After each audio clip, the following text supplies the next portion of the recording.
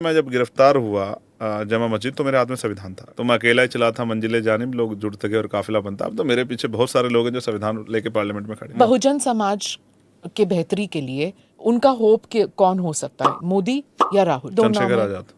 उस क्रांतिकारी जीवन के बारे में बताइए कि क्यों उससे कोई चेंज नहीं आ पाया। देखिए, चेंज के लिए पावर चाहिए, और पावर जो है इलेक्टोरल पॉलिटिक्स में, सत्ता में पावर। आपके ऊपर एनएसए हुआ था, जेल में भी आपके ऊपर अट्रॉसिटीज हुई थी। जेल भेजने से पहले खूब मार पड़ी मुझे।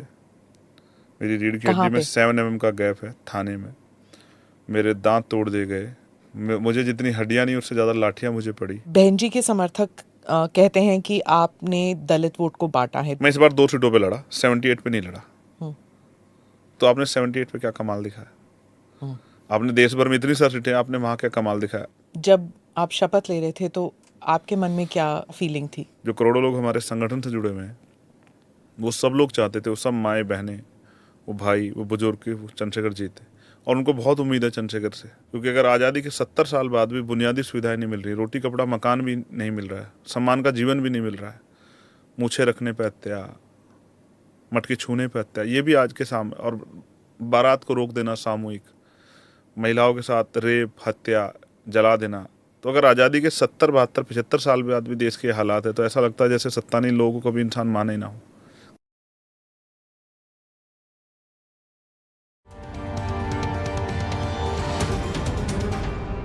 Namaste, Jai Hind. You're watching or listening to another edition of the ANR podcast with Smita Prakash. Today, my guest is Member of Parliament Chandrasekhar Azad.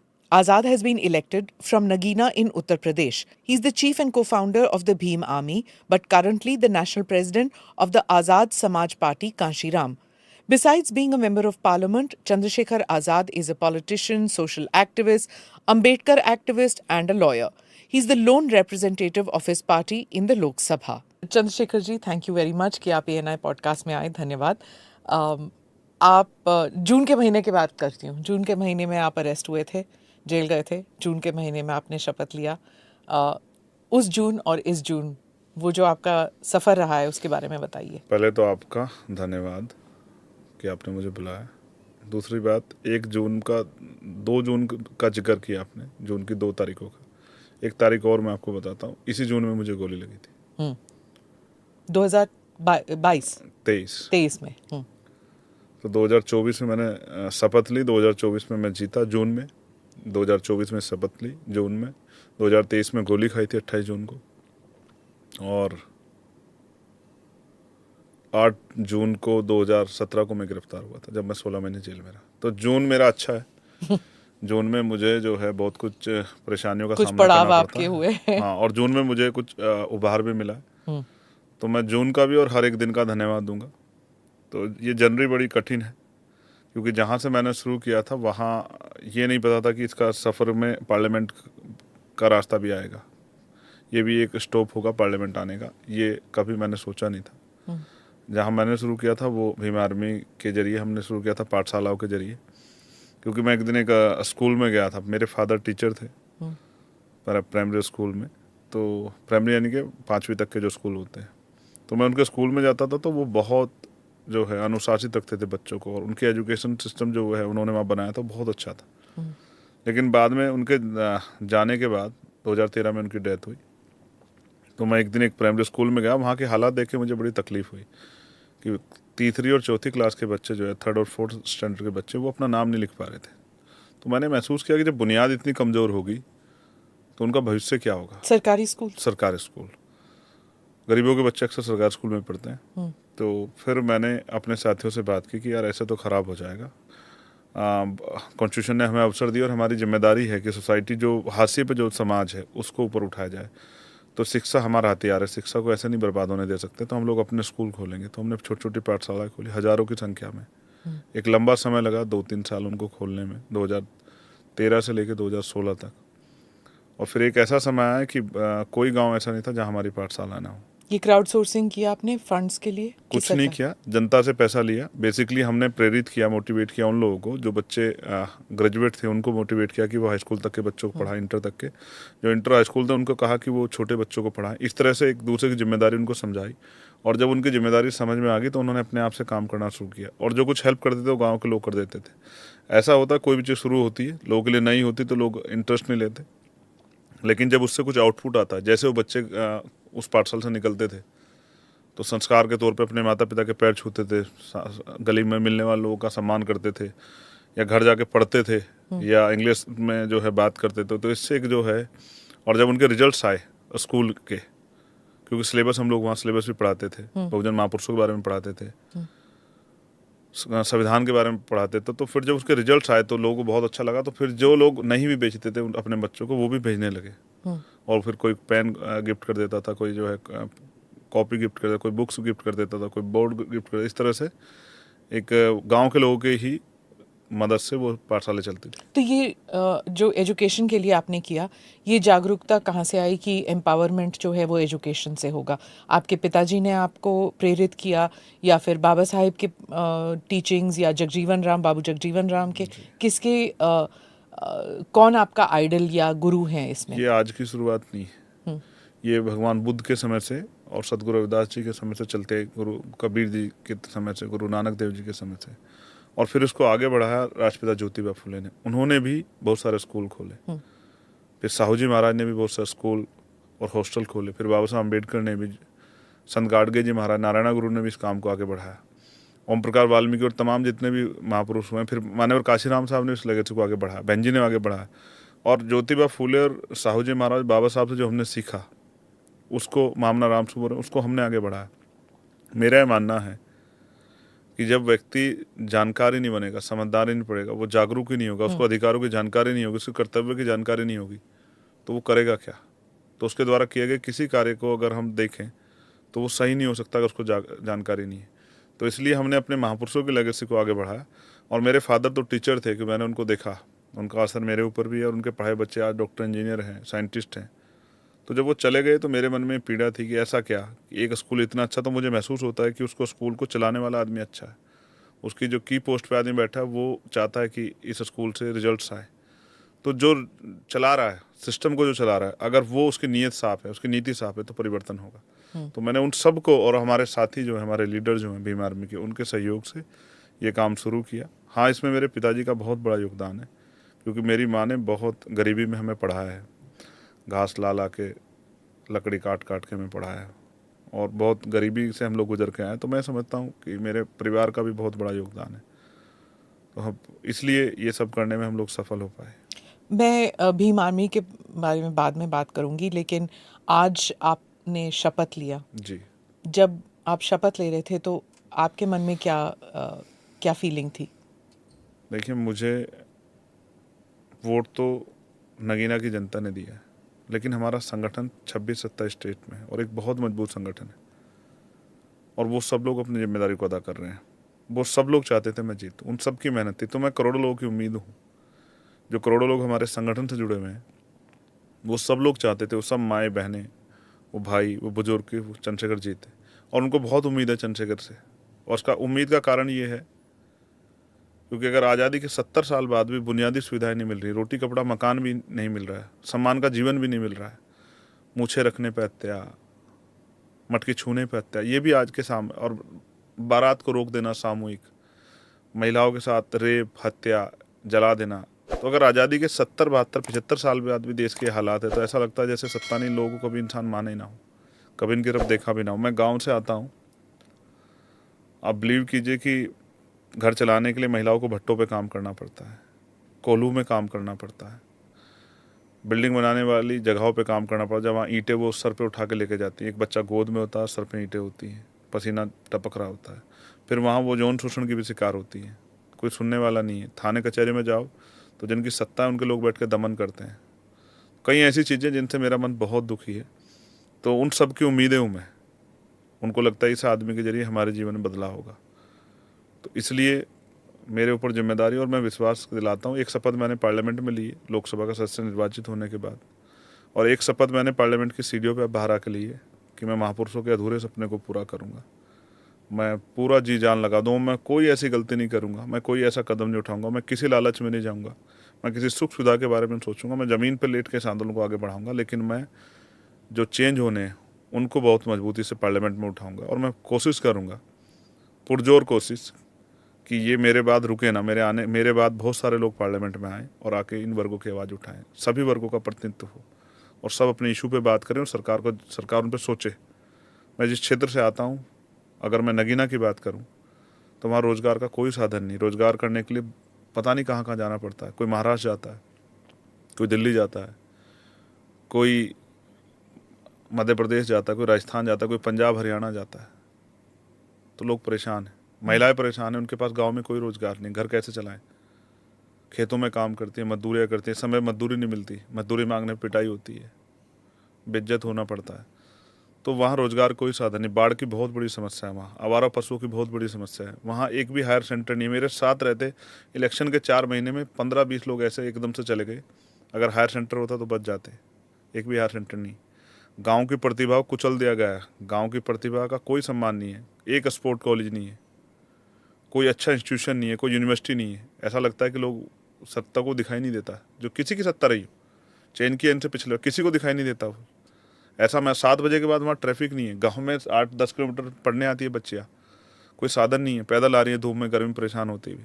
फिर आवारा मंचलों से भी परेशान होना है। फिर माँ बाप बच्चों को गलतियाँ निकालते हैं कि बेटी तुम छोड़ दो, मतलब उनको हिम्मत नहीं देते कि हम तुम्हारी मदद करेंगे। तो और बेटी कहते हैं घर में बैठ जाओ। तो ये ठीक नहीं है ना, कानून व्यवस्था भी कहीं नहीं है। तो इसलिए बहुत कुछ है जिन पे बोलना है। अभी बहुत सारे ऐसे इशू हैं राष्ट्रीय स्तर पर, जैसे प्रमोशन रिजर्वेशन का मामला है, कोई बात नहीं कर रहा है। विपक्ष वालों ने बहुत संविधान हाथ में उठाया। अब देखूंगा बैकलॉग पे क्या करेंगे, अब देखूंगा जातिगत जनगणना पे क्या करेंगे, अब देखूंगा महिला सशक्तिकरण और महिला संरक्षण पे और सशक्तिकरण पे क्या करेंगे। अभी देखना है देश में आप अकेले हैं, जी। किसी अलायंस के साथ नहीं जुड़े, ना इंडिया अलायंस ना एनडीए। क्या आप नगीना में कुछ can you bring a change? क्योंकि कौन करेगा आपके लिए, कौन मदद करेगा आपकी? देखो, पहली मेरी निधि है, जो निधि मुझे मिलेगी उस निधि को मैं 100% अपने क्षेत्र में खर्च करूँगा। और फिर मैं पढ़ा लिखा व्यक्ति हूँ, मैं सवाल उठाऊंगा। मैं सरकार के तमाम मंत्रियों के पास जाऊंगा जो जिस विभाग से जुड़े, जहाँ की परेशानी होगी मैं उनसे पूछूंगा कि हमारे लोगों ने वोट किया। और चलो अगर हमारे लोगों के वोट के कारण नहीं देना चाहते तो आपकी पार्टी को तो लोगों ने वोट किया, उनके बारे में तो सोचो। बिजली की व्यवस्था है, पानी की व्यवस्था है, सड़कों की व्यवस्था है। तो मैं उनको आईना दिखाऊंगा कि ये लोकतंत्र है। विपक्ष जिन लोग, जहाँ से विपक्ष जीत गया है उन लोगों की भी तो जिम्मेदारी है। अगर उनके यहाँ काम नहीं होगा तो जनता फिर परेशान महसूस करेगी। तो इस तरह से जब आप सत्ता चले जाओगे तो आपके लोगों का भी काम नहीं होगा, जो कुछ लोग जीत के आएंगे, तो फिर वो क्या करेंगे।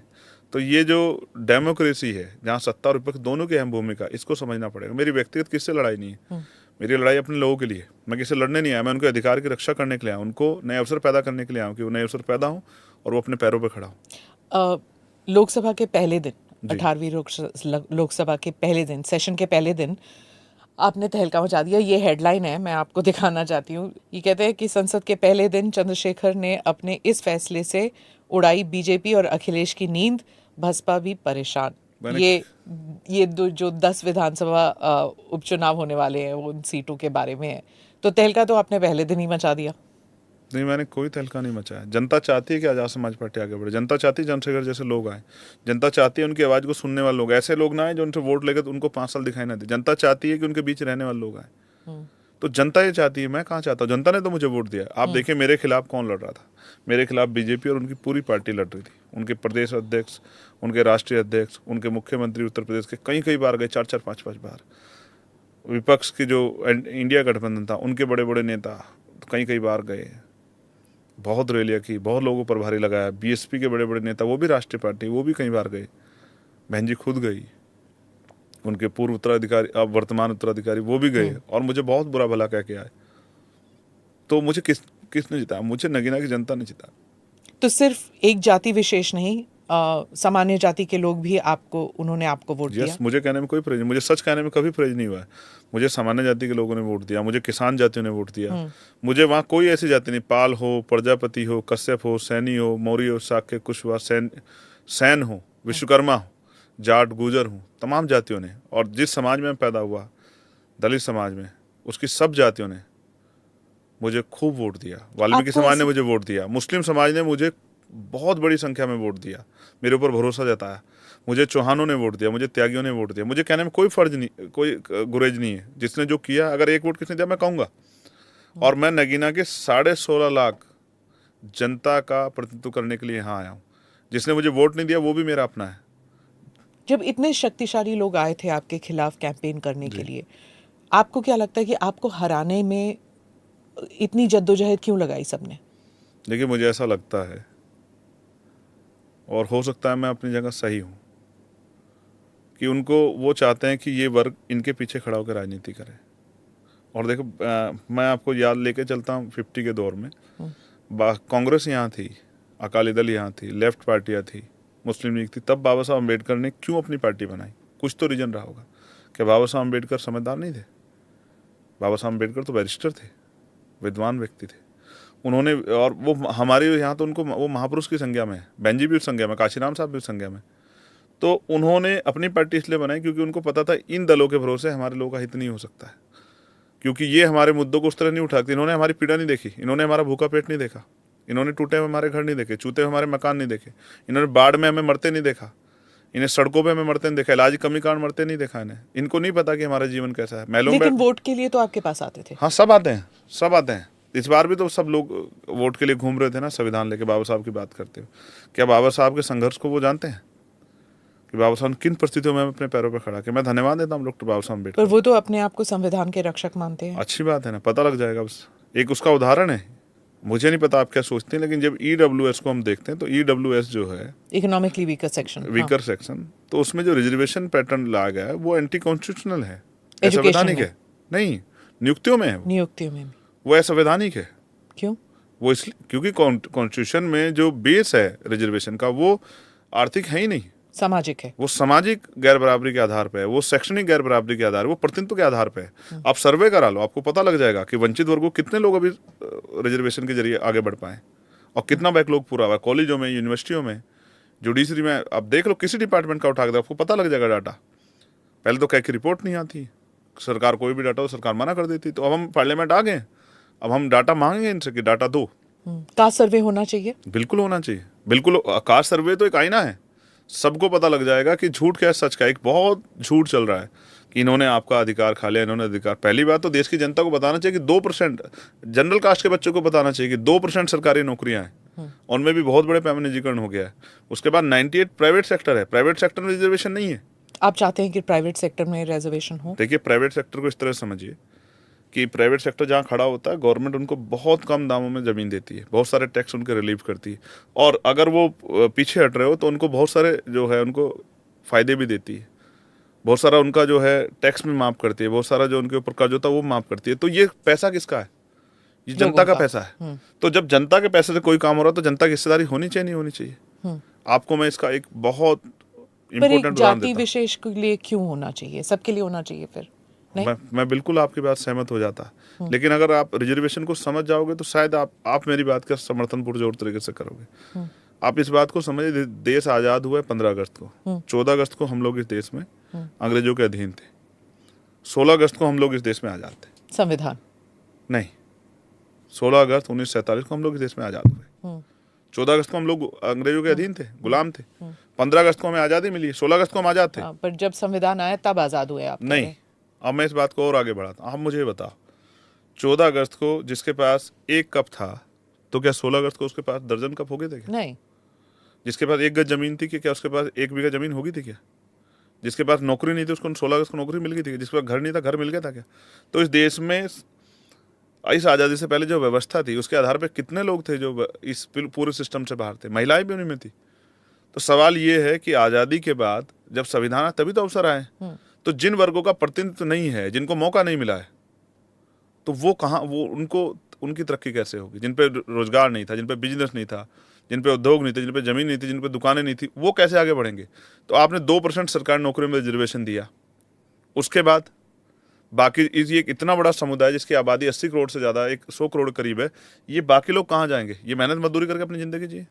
देश में 100 कम से कम 25, 30, 50 करोड़ महिलाएं ऐसी होंगी, आधी आबादी जिन्होंने कभी हवाई जहाज बैठ के नहीं देखा है, हेलीकॉप्टर बैठ के नहीं देखा, एसी वाली ट्रेन में बैठ के नहीं देखा है। तो उस समुदाय को कॉन्स्टिट्यूशन ने भी अपनी जिम्मेदारी नहीं निभाई, और ना जो कॉन्स्टिट्यूशन को लागू कर रहे थे उन्होंने भी जिम्मेदारी नहीं निभाई। किसको आप दोषी मानते हैं? देखिए, कॉन्स्टिट्यूशन ने जिम्मेदारी निभाई। कॉन्स्टिट्यूशन का एक आर्टिकल पे काम हुआ जो भाग 4 में है, पंचायती राज, देखिए गांव तक विकास चला गया। कॉन्स्टिट्यूशन को लागू कहाँ होने दिया गया अब तक?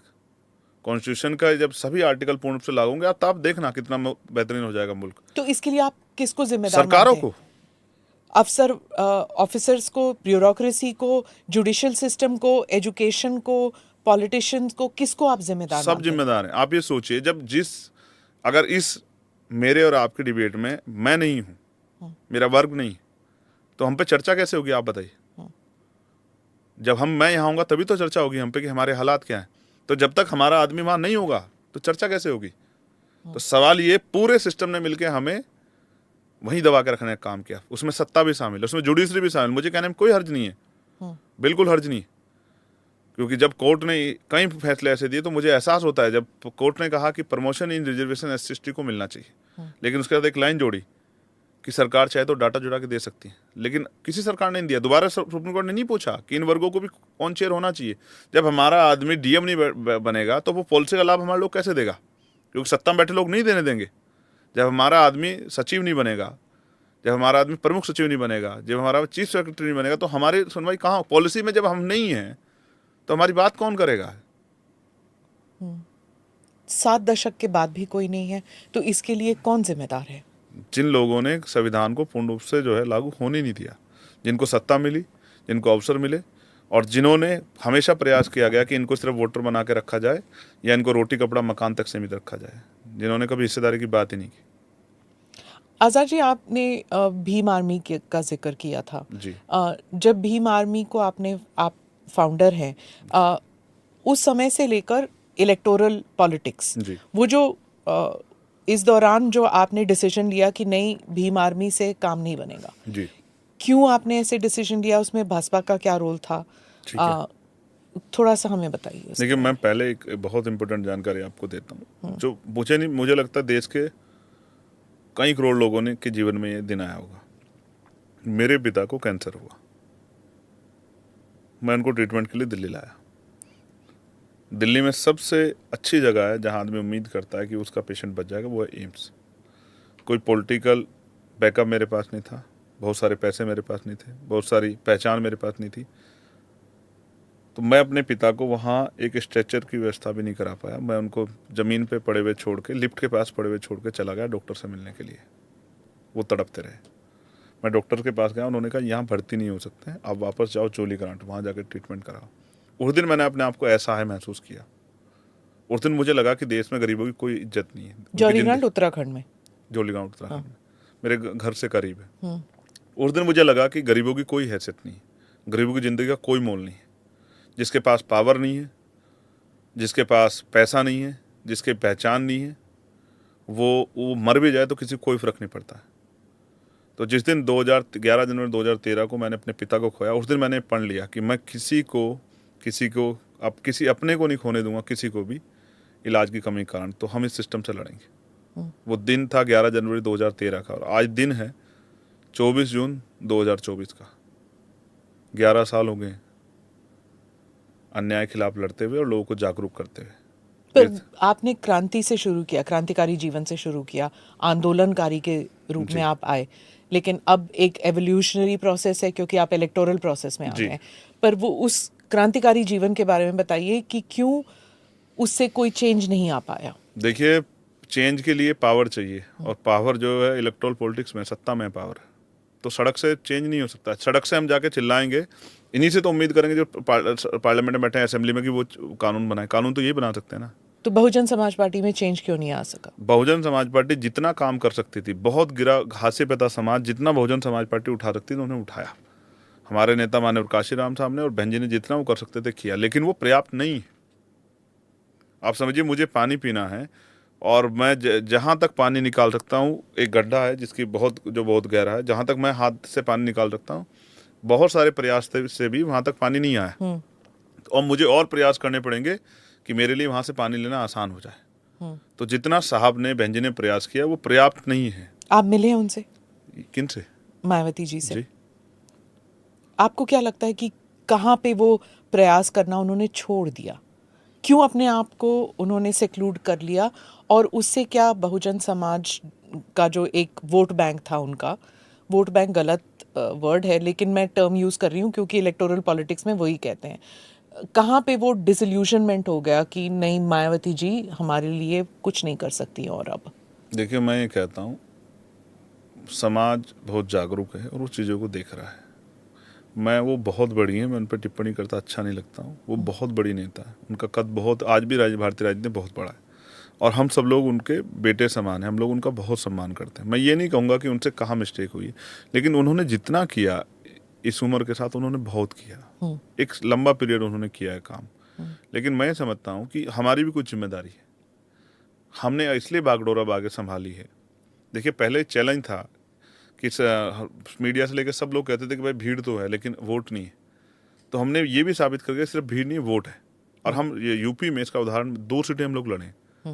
पहली हम लोग लड़े नगीना, जिसमें मैं खुद लड़ा, और उसके बाद आखिरी टाइम पे नॉमिनेशन से एक दिन पहले हमने तय किया छठे फेज में कि एक सीट और लड़ते हैं, क्योंकि मीडिया कहता है कि ये तो पश्चिम के नेता है, तो हम चलते हैं बिल्कुल बॉर्डर पे नेपाल के। तो हम लड़े सिद्धार्थनगर जिले की डुमरियागंज, और आपको जान के खुशी होगी कि हमने वहाँ 81,000 वोट प्राप्त किए, लगभग 8% वोट प्राप्त किया।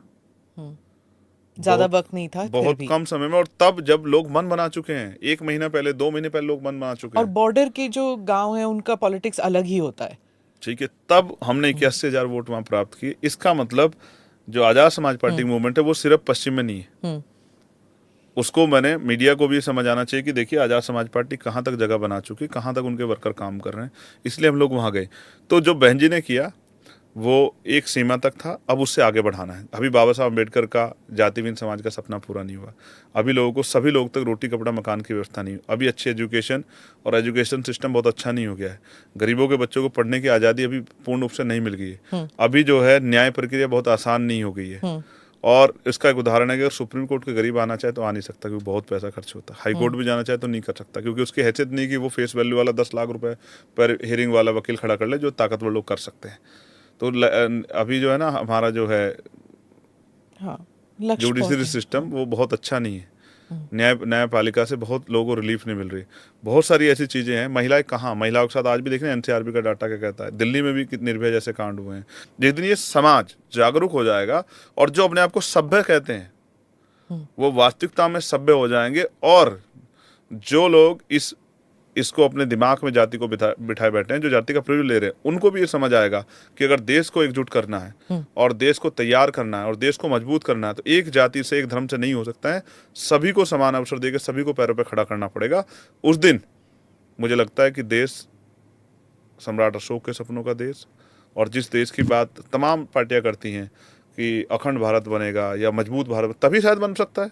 अभी तो कौन सा अखंड भारत, अभी तो भारत में रहने वाले लोगों में इतने टुकड़े हैं। 70 साल के बाद भी अभी भी शोषण हो रहा है, जैसे आपने कहा, मूछ को लेकर, बारात को लेकर, पानी को लेकर, कुएं को लेकर शोषण अभी भी होता है। और फिर जो दलित समुदाय है उनकी बहनों पर, लड़कियों पर, छोटी बच्चियों पर, उन पर शोषण होता है। तो अगर आफ्टर 75 ईयर्स ये हो रहा है, तो इसको हटाने के लिए क्या अभी भी एवोल्यूशनरी प्रोसेस पर आप विश्वास रखते हैं कि क्रांति पर विश्वास रखते हैं? क्या समझते हैं? मैं वकील आदमी हूँ और संविधान को जो है, संवैधानिक मूल्यों को समझता हूँ और संविधान के आधार पर काम करता हूँ, और मैं हिंसा का समर्थन नहीं करता हूँ। मैं आपको कहता हूँ, क्रांति की नहीं, अब इन वर्गों को पॉलिटिकल पावर अपने हाथ में लेने की जरूरत है, क्योंकि कमजोर ताकतों में समझौता नहीं होता है। हम बराबर ताकत में, जब ये लोग बराबर आ जाएंगे तब सब लोगों को समझ में आएगा। मैं इसका उदाहरण आपको बताता हूँ। जब 4 बार बीएसपी की सरकार रही तो गुंडागर्दी करने वाले लोगों के दिमाग बहुत ठीक रहे। अब अलग बात है कि अब वो इस हालत में नहीं रहे। उनको ये डर रहा कि अगर वो कुछ अपराध करेंगे तो उन पर कानूनी कार्रवाई होगी, उनको सिस्टम बचाएगा नहीं, सिस्टम उनके खिलाफ काम करेगा। और हुआ भी। बहुत सारे लोगों के पहली बार जब 6 महीने की सरकार में कन्विक्शंस होते थे। यस, अब कन्वेंशन रेट क्या आप देख लीजिए। और हमें गाली इस बात की सुननी पड़ती है कि SC/ST के झूठे मुकदमे दर्ज होते हैं। ये मैंने बहुत बार सुना है, मीडिया के मुंह से सुना और तमाम अखबारों में भी मैंने सुना, लेकिन कोई नहीं बताएगा सच की। कोई ऐसा वो नहीं है मुकदमा जिसमें समझौते नहीं होते। बहुत सारे ऐसे मामले हैं जिनमें जो है समझौते होते, और बाद में उन समझौतों को जो है, जब हम उसको जिम्मेदारी के तौर पे लिखते हैं तो हम लिखते हैं कि भाई ये अगर समझौता हो गया तो इसका मतलब मामला झूठा था।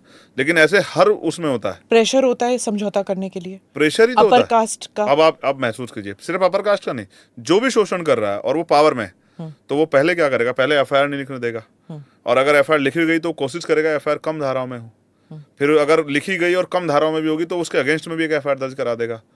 फिर वो गिरफ्तारी नहीं होगी, गिरफ्तारी के लिए आप घूमते रहो, गिरफ्तारी के लिए हम जैसे लोगों को आंदोलन करना पड़ेगा, आंदोलन होगा तो गिरफ्तारी हो जाएगी, गिरफ्तारी हो जाएगी तो इन पे भी दबाव बनेगा कि आप फैसला कर लो।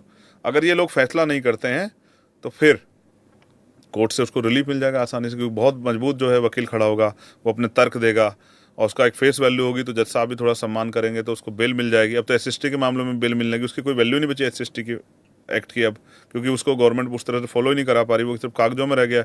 उसके बाद उनके गवाहों को डराया जाएगा, उनके गवाहों को मारा जाएगा। अब कितने ऐसे उदाहरण हैं, आप देख आप लीजिए। पे एनएसए एक्ट हुआ था, तब क्या हुआ था? मैं उसको बताऊंगा, लेकिन अब आप ये समझो कि लास्ट में क्या होगा। जब गवाह डर जाएगा तो वो कोर्ट में जब हॉस्टाइल हो जाएगा तो फिर सजा तो नहीं होगी, तो बाद में वो मुकदमा को क्या किया जाएगा। कन्विक्शन रेट हमारे यहाँ 4% 6% है, तो फिर बाद में क्या कहा जाएगा। और पैसे किसके पास हैं लड़ने के लिए? लाखों रुपए कहाँ से लगते लाए, हैं। कहाँ से लाए? तो इसलिए फिर न्याय प्रक्रिया बड़ी खराब है, इसलिए मुझे उससे एलर्जी है। और मैं चाहता हूँ all India judicial service commission बननी चाहिए, और सुप्रीम कोर्ट हो या हाई कोर्ट, सब जगह वंचित वर्ग के लोगों को मौका मिलना चाहिए, तब जाके मुझे लगता है कि न्याय प्रक्रिया आसान होगी। और मैं तो चाहता हूँ इतने मामले लंबित पड़े हैं, उनको जल्दी जल्दी निपटाया जाए। आपने अपना लीगल केस कैसे निपटाया, कैसे आप लड़े? आपके ऊपर एनएसए हुआ था, जेल में भी आपके ऊपर अट्रॉसिटीज हुई थी, उसके बारे में भी बताइए। देखिए, जब मैं जेल में था मेरे लिए नया था सब कुछ। 29 दिन में सही तरह सो नहीं पाया, क्योंकि बिल्कुल नया था सब कुछ और चारों तरफ आदत नहीं थी उस तरह के माहौल की। लेकिन 30वें दिन मैंने तय किया कि नहीं, अब इस लड़ाई को लड़ना। तब मेरे पास 2 रास्ते थे, मैं इस लड़ाई को लड़ूं या विड्रॉ करूं। 30वें दिन मैंने तय किया कि इसको लड़ना है, अब यही जीवन है, जो होगा देखा जाएगा। फिर हम कोर्ट गए, डिस्ट्रिक्ट कोर्ट से मेरी बिल कैंसिल हुई, जो कि होनी थी, क्योंकि जो सबके एक राइट्स हैं कि उन धाराओं तक वो बेल देते हैं, उसके बाद हाई कोर्ट जाना पड़ता है। हम लोग हाई कोर्ट गए, बहुत जल्द हाई कोर्ट से हमें बेल मिल गई, लगभग 5 महीने के अंदर। जल्द? हाँ, दूसरी तीसरी डेट पे, क्योंकि यहीं 2-3 महीने तो यहीं लगे डिस्ट्रिक्ट कोर्ट में। फिर उसके बाद हाई कोर्ट गए, तो हाई कोर्ट शायद 1.5-2 महीने के अंदर, 5वां महीना था मैं जेल में था, तो मुझे बेल मिली। और कोर्ट ने लिखा, जजमेंट में लिखा, ऑर्डर में लिखा हुआ था कि भाई चंद्रशेखर पे जो मुकदमे है वो राजनीति से प्रेरित है, तो इसलिए उनको बेल दी जा रही है कि उनमें उनका ऐसा कोई अपराध नहीं दिख रहा है। जिस दिन मुझे बेल लगी उस दिन रात को गवर्नमेंट ने मेरे ऊपर एनएसए लगा दी। तो गवर्नमेंट ने साबित किया कि चंद्रशेखर, एनएसए का मतलब नेशनल सिक्योरिटी एक्ट, यानी कि मुझसे राष्ट्र सुरक्षा कोई खतरा है। तो राष्ट्र सुरक्षा खतरा उनसे तो है नहीं जो दुश्मनों को जो है हमारे सीक्रेट से लीक कर रहे हैं, या जो है वो उस तरह के क्राइम कर रहे हैं। मेरे जैसे वकील से खतरा हो सकता है। तो मैंने फिर 11 महीने में एनएसए में भी जेल में रहा। जब मैं एनएसए में जेल में था तो मैं कोर्ट में कहता था कि भाई, जहाँ मेरी तारीख लगती थी, सर मुझे अपनी बात रखनी है, मेरे साथ गलत हो रहा है। तो फिर मेरी कोर्ट की तारीखें बंद कर दी गई। फिर उसके बाद जो है जज साहब एक बार उस पे राउंड पे, तो मैंने उनसे कहा, तो उन्होंने मुझसे कहा कि भाई वीडियो कॉन्फ्रेंस में बात होंगे। तो मैंने वीडियो कॉन्फ्रेंस की तारीख पे अटेंड की, तो वहाँ मैंने उनसे कहा, तो उन्होंने कहा, फिर उन्होंने चुपके से प्यार से कहा कि हम पे बहुत प्रेशर है, तो फिर मेरी वीडियो कॉन्फ्रेंस भी बंद कर दी। फिर 8 महीने मेरी तारीख ही नहीं लगी। फिर उसके बाद जो है मैं बीमार हुआ, तो डॉक्टर 8 दिन में मेरठ रहा हॉस्पिटल में। तो फिर मुझे वहाँ से सीधे मेरठ से, क्योंकि इलेक्शन था, तो मेरठ से सीधे मुझे जेल लगे सीधे। जबकि लिखा, मैं आपको डॉक्यूमेंट दिखा दूंगा, डॉक्टर ने लिखा कि इनको अभी एडमिट रखो बाहर। कोविड का टाइम था वो? नहीं, ये 2018 के पहले की बात, तब तो कोविड नहीं था। डॉक्टर्स ने कहा कि अभी इनको जो है ट्रीटमेंट की जरूरत है, लेकिन वो मुझे जेल ले गए जबरदस्ती करके। तो मैं जेल में रहा। फिर मैंने डॉक्टर्स के लिए से भी कहा, जेल के अधीक्षक से भी कहा कि मुझे ट्रीटमेंट कराना है, तो उन्होंने कहा कुछ नहीं कर सकते हैं। तो मैं 6 महीने खूब दर्द सहता रहा, जो भी मुझे परेशानी हुई। मुझे फिर बाहर जाने नहीं दिया गया। उस वक्त लगा कि मैं पीछे हट जाऊं? उस समय लगा कि सत्ता में कितनी ताकत है, जो एक निर्दोष को जेल में डाल देते हैं। कोर्ट से बेल मिलने के बाद कहते हैं कि न्यायपालिका हमारे यहाँ सबसे बड़ी है, लेकिन उसके बावजूद भी जो है उस पर एनएसए लगा देते हैं, फिर उसकी मुलाकात बंद कर देते हैं, फिर उसका जो है उसकी दवाइयाँ बंद कर देते हैं, और फिर उसको मरने के लिए छोड़ देते हैं कि वो मर जाए। उस वक्त आप उस दिन पॉलिटिकल पावर का एहसास हुआ। उस दिन और किसी पॉलिटिकल पावर ने आपका हाथ नहीं थामा, जैसे समाजवादी पार्टी हो जाए या बीएसपी? नहीं, किसी ने नहीं। पर क्यों? वो तो वो जानते होंगे। आपने कोशिश की? उनको नहीं लगा होगा कि शायद ये आदमी कल जो है इस समाज का इतना बड़ा समर्थन उसके साथ होगा। तो वो एक, हम लोग सोशल मूवमेंट के लोग थे, हम कोई पॉलिटिकल लोग तो नहीं थे। आपको क्या अंडर एस्टिमेट किया गया था पॉलिटिकल पार्टीज ने? ठीक है, इस देश में पैसे वालों की इज्जत है, जिनके पीछे बड़े बड़े नाम है उनकी इज्जत है, उन्हीं को पावरफुल माना जाता है। हम जैसे संविधान को मानने वालों को कौन रिस्पेक्ट करता है? आप सीए के आंदोलन के दौरान भी आप काफी सक्रिय थे। यस। उस वक्त भी आपको पॉलिटिकल पार्टी से कोई इशारा नहीं आया था कि आप हमसे जुड़ जाइए? उससे पहले मैं दिल्ली में सतगुरु रविदास जी महाराज गुरु घर तोड़ा गया था, मैं जेल गया था 66 दिन, खूब जुल्म सहा हमने। फिर मैंने एनआरसी में जेल गया जब सीए का मामला हुआ, और मुझे जामा मस्जिद से जेल भेजा गया ये कह के मेरे ऊपर एफआईआर की गई, उन्होंने भड़काऊ आप भाषण वो दिया। सीक्रेटिवली इधर उधर घूम हाँ, रहे थे यस और यस सडनली आप आ गए वहां यस। पर जब जमा मुझे कोई मस्जिद चैलेंज करता है तो मुझे बहुत आनंद आता है। मीडिया ने चला कि चंद्रशेखर भाग गए हैं, तो मैंने कहा चलो वापस आ जाते हैं। फिर मीडिया ने चला चंद्रशेखर गिरफ्तार हो गए, तो मैंने कहा एक और बार देख लो गिरफ्तार हो गए नहीं हो गए। तो फिर मुझे जेल भेजा गया। मुझे जेल भेजने से पहले खूब मार पड़ी मुझे। मेरी रीढ़ की कहाँ हड्डी में पे? 7 mm का गैप है थाने में। मेरे दांत तोड़ दिए गए, 6 दांत, 4 से 8 के बीच में मेरे दांत क्रैश हुए। मुझे जितनी हड्डियां नहीं उससे ज़्यादा लाठियां मुझे पड़ी। और जो वो कर सकते थे उन्होंने मेरे साथ किया। और कोर्ट में जब उन्होंने, जज साहब ने उनसे पूछा कि चंद्रशेखर पे आरोप किया, तो उन्होंने कहा इन्होंने भड़काऊ भाषण दिया, तो उन्होंने कहा कि लाइए इनका भाषण, तो उन्होंने कहा कि वो हम रिकॉर्ड नहीं कर पाए। तो इन सब के बावजूद जो है, इससे पता लगता है कि आप निर्दोष हो तो भी आपके खिलाफ झूठी एफआईआर हो जाएगी, सत्ता आपके खिलाफ हो, फिर आपको जेल भी जाना पड़ेगा, फिर आपको लाठियाँ भी खानी पड़ेगी निर्दोष होते हुए। पुलिस को किसने राइट दिया किसी को पीटने का, किसी की हड्डी रीढ़ की हड्डी तोड़ देने का? रीढ़ की हड्डी नहीं अगर सीधी नहीं होगी तो फिर आदमी चलेगा कैसे? नाखून खींचने का अधिकार किसने दिया? आपके नाखून खींच दिए? यस, अभी भी मेरे पास के प्रूफ्स हैं। मेरे नाखून आप देखोगे तो अभी भी आपको एहसास हो जाएगा। मैंने बहुत कुछ सहा है, लेकिन मैंने कभी डरना नहीं सीखा। क्योंकि जिनको मानते हैं सतगुरु रविदास जी महाराज, एक बार उनको जेल भेज दिया गया और उनको कहा गया कि आपकी जान ले ली जाएगी, तो हमारे कुल गुरु उन्होंने कहा कि मरना कबूल है लेकिन झुकना कबूल नहीं है। तो हम बाबा साहब को मानने वाले लोग हैं, झुकते नहीं हैं। हम मर सकते हैं लेकिन डर नहीं सकते। मौत एक दिन आनी है। उसके बावजूद मैंने 4 गोली खाई। जेल मुकदमे ठीक थे लेकिन मैंने किसी का कुछ नहीं बिगाड़ा, लेकिन मेरे ऊपर 4 गोली चलाई गई। किसने चलाई होगी? वो लोग जेल में नहीं, अब तो उनको बेल होगी, 1 साल बाद बेल होगी। और गवर्नमेंट ने कोई उनके ऊपर ऐसा ऑफेंस नहीं लगाया, उनको जेल में रखने की कोशिश नहीं की। जब मैं चुनाव लड़ा तभी बीच चुनाव में उनकी बेल हुई। और आपने कहा कि फिर से चला सकते हैं मेरे ऊपर? यस, मैंने अभी भी लिख के दिया है। मैंने होम मिनिस्ट्री को भी लिख के दिया है कि मेरी रेकी हो रही है दिल्ली में और यहाँ मेरे पास सुरक्षा नहीं है, यहाँ मेरे पास सुरक्षा नहीं है। तो मैंने उनसे कहा कि गवर्नमेंट किसको सुरक्षा किसको मिल जाए, जिसके ऊपर खतरा है उसको या किसी और को। मेरे पास आर्म्स लाइसेंस नहीं है। मैंने अपने जिलाधिकारी से खूब लड़ाई लड़ी कि भाई मुझे आर्म्स लाइसेंस दो, मैं अपने जीवन रक्षा करना चाहता हूँ, मुझे भी अधिकार है। अगर आप मुझे जीवन रक्षा का अधिकार ही नहीं दोगे तो मैं क्या करूँगा? लेकिन फिर मैंने आपसे कहा ना कि जब सत्ता आपके खिलाफ हो तो फिर आपको सब चीज़ों के लिए तैयार रहना चाहिए। तो मेरी रक्षा तो मेरी माँ बहनों का आशीर्वाद करता है, मेरे बड़ों का आशीर्वाद। और अब तो आप पार्लियामेंटेरियन हैं।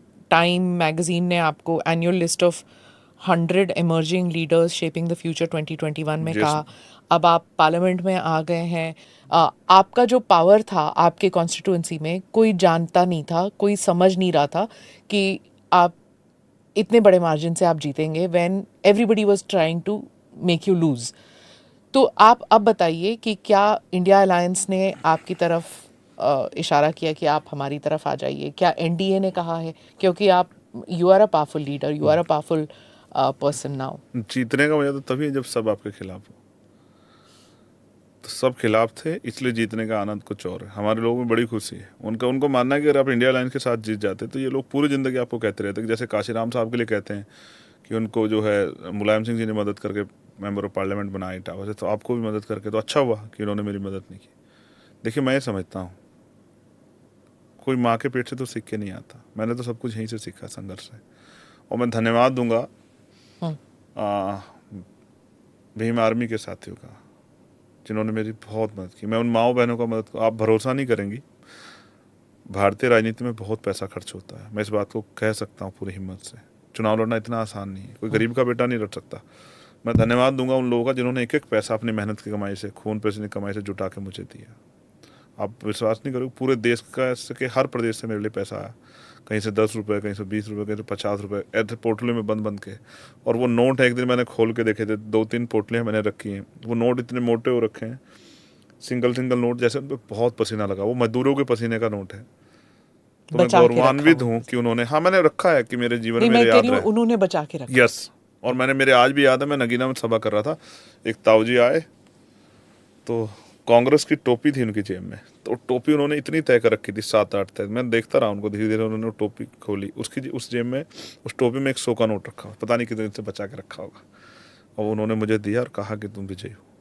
तो इतने लोगों के आशीर्वाद से मैं यहाँ आया हूँ। आपको लगता है कि पार्टियों में एहसास आ गया है, क्योंकि बहन जी के समर्थक कहते हैं कि आपने दलित वोट को बांटा है, दूसरी तरफ एक कमेंट था आकाश आनंद जी का, उन्होंने जब उनसे पूछा गया इलेक्शन के दौरान, उन्होंने आपके बारे में पूछा गया तो उन्होंने कहा कौन आज़ाद, ऐसे छोटे मोटे लोगों के लिए हमारे पास समय नहीं। आप इस बात को महसूस करके देखिए कि मेरे ऊपर मेरे संघर्ष को गाली देना कितना आसान है, मुझे बुरा भला कहना कितना आसान है, मुझे छोटा आदमी कहना कितना आसान है, लेकिन मेरा जीवन जीना कितना कठिन है। जब आपको दिन में कई सौ लोगों के फ़ोन अटेंड करने और आपको हर घटना की समीक्षा करनी है, आपको पूछना है कहीं रेप हुआ, कहीं हत्या हुई है, कहीं किसी को मारा गया, किसी की ज़मीन छीनी गई हो, कहीं किसी की बच्ची चली गई हो, कोई ले गया हो, कोई पूछने वाला ना हो, कहीं किसी रिक्शा वाले को मारा गया हो, तमाम गरीबों की कहीं परेशानी हो, कहीं बिजली नहीं आ रही, कहीं पानी नहीं आ रहा, सबकी समस्या, कहीं स्कूल में कहीं एट्रोसिटी हो रही है, कहीं यूनिवर्सिटी में एट्रोसिटी हो रही है, आपको जाना है वहाँ।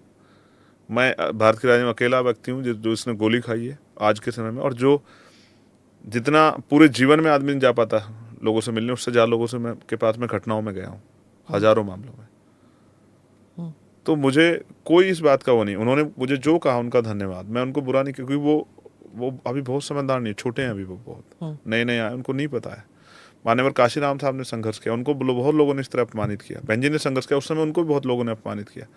तो पार्टियों को ऐसा लगता था कि भाई चंद्रशेखर आज़ाद एक नए आदमी को क्यों खड़ा करना, बीएसपी नामक जो दल है वो कमजोर हो रहा है। मेरी वैसे नहीं हो रहा है। जैसे आपने कहा ना कि कह रहे हैं कि भाई बीएसपी के लोग कह रहे हैं बांट रहे, अच्छा बांटना तब होता, मैं इस बार 2 सीटों पे लड़ा, 78 पे नहीं लड़ा, तो आपने 78 पे क्या कमाल दिखाया?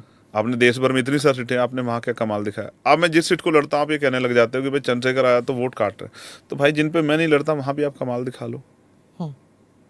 तो मैंने आपको नहीं रोका है, लेकिन आप जानबूझ के आप ये सोचते हो भाई इतना बड़ा कंट्री है, इतनी सीटें, आप ये सोचते हो सारी आप ही लड़ लोगे, तो आप हिम्मत दिखाओ ना। आपकी कितनी सीटों पे बीएसपी की जमानतें जब्त हुई, आप चेक करके देख लो।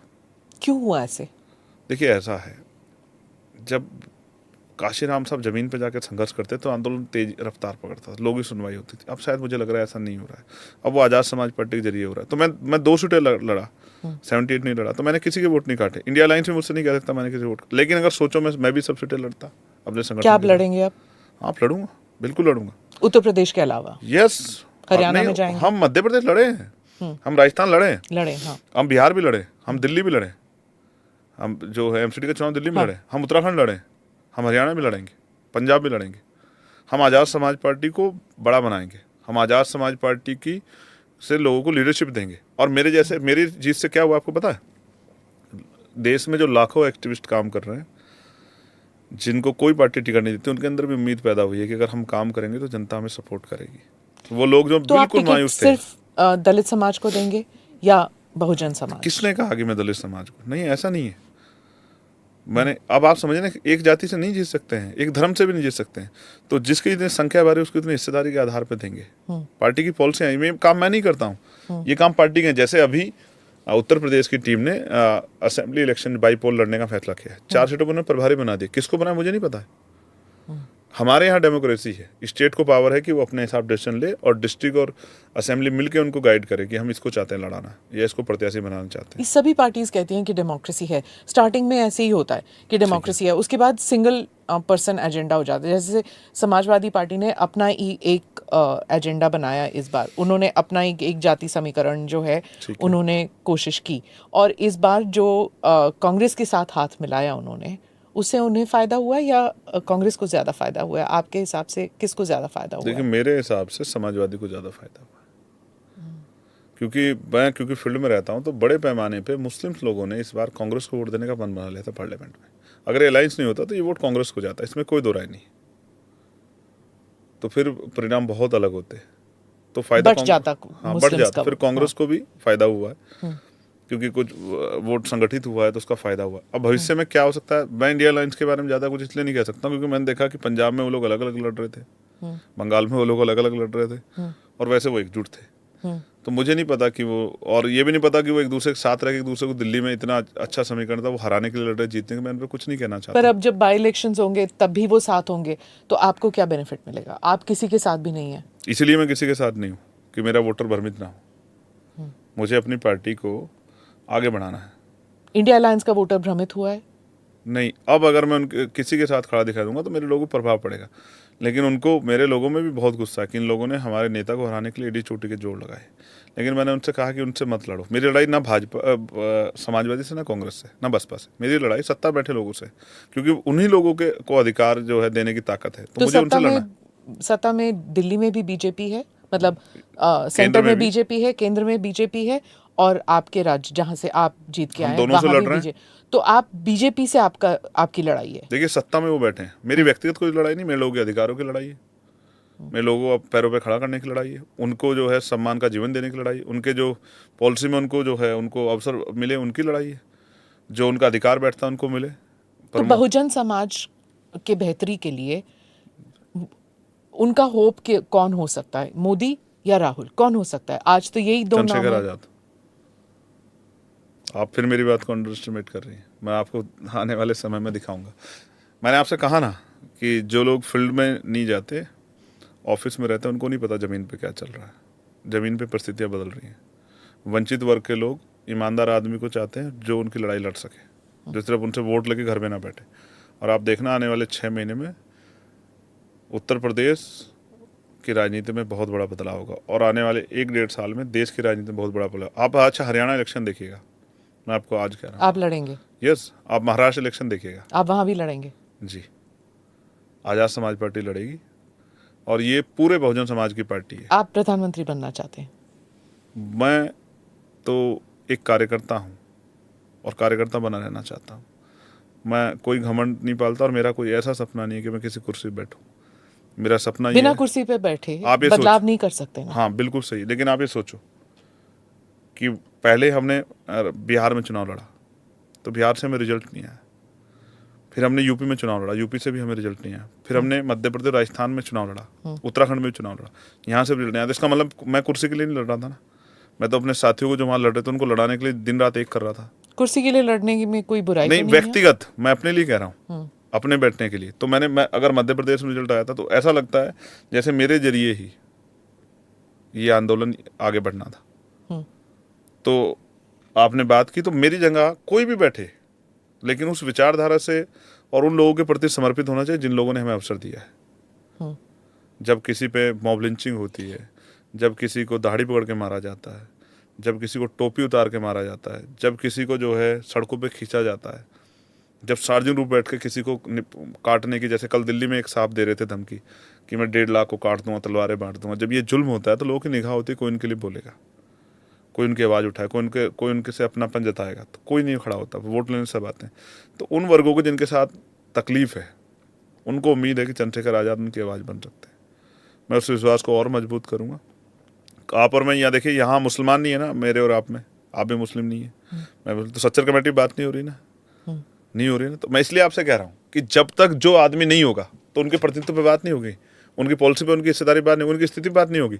तो अगर जैसे आप, क्योंकि जाति के हिसाब से मैं दलित समाज से आता हूँ, तो हम दलितों पे बात कर रहे हैं, क्योंकि मैं बहुजन आइडियोलॉजी फॉलो करता हूँ, पिछड़ों पे बात कर रहे हैं। लेकिन मैं आपसे कह रहा हूँ कि सच्चर कमेटी मैंने तो नहीं बनाई, लेकिन सच्चर कमेटी की रिपोर्ट कहती है ना कि मुसलमानों की हालत दलितों से बुरी है।